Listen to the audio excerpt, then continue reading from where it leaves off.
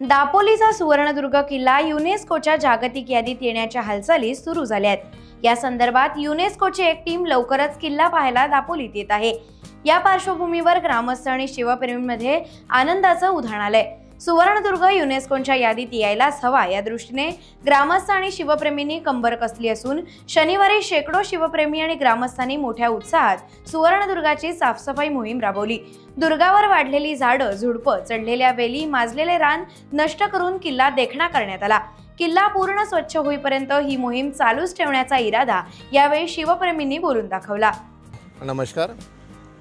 सुवर्णदुर्ग किल्ला हे जागतिक वारसामध्ये नामांकन होणार आहे आणि त्या जागतिक नामांकन होण्यासाठी कारण किल्ल्यामध्ये पावसामुळे 4 महिने किल्ला बंदच असतो, त्याच्यामुळे किल्ल्यातलं सगळं गवत वगैरे भरपूर काही वाढलेलं आहे।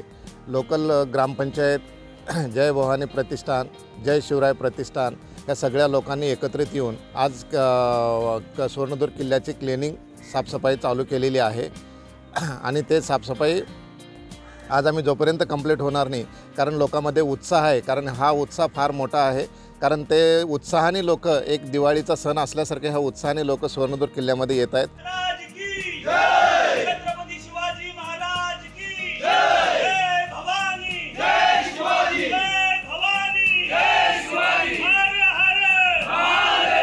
हरणे गावाचा फार ऐतिहासिक वारसा आहे। या हरणे गावाला मुळामध्ये जर आपण पाहिलं तर संपूर्ण महाराष्ट्रामध्ये किंवा पूर्ण भारतामध्ये एका ठिकाणी एका गावामध्ये 4 किल्ले हे मला वाटतं हे ऐतिहासिक वारसा आहे। हे हरणे हे फार पुरातन मोठं बंदर आहे।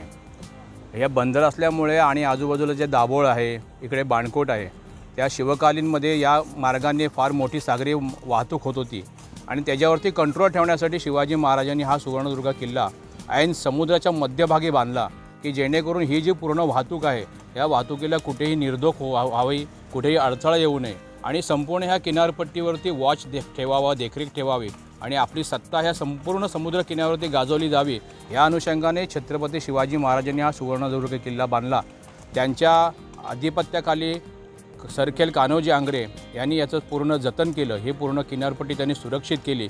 असा हा फार मोठा ऐतिहासिक वारसा असलेला हा किल्ला। या किल्ल्याला 19 बुरुज आहेत, 2 दरवाजे आहेत, महादरवाजा आहे, चोर दरवाजा आहे आणि हा पूर्ण जर स्थापत्यशास्त्राचा आपण अभ्यास करणारे जे काही लोक असतील ते हा किल्ला आल्यानंतर सर्वात पहिल्यांदा ह्या किल्ल्याचं मेन गेट महाद्वार शोधतात, पण ते सहजासहजी सापडत नाही।